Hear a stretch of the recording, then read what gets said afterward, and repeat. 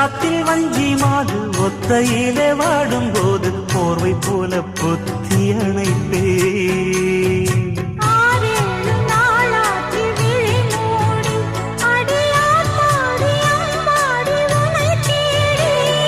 நீதானே மானே என்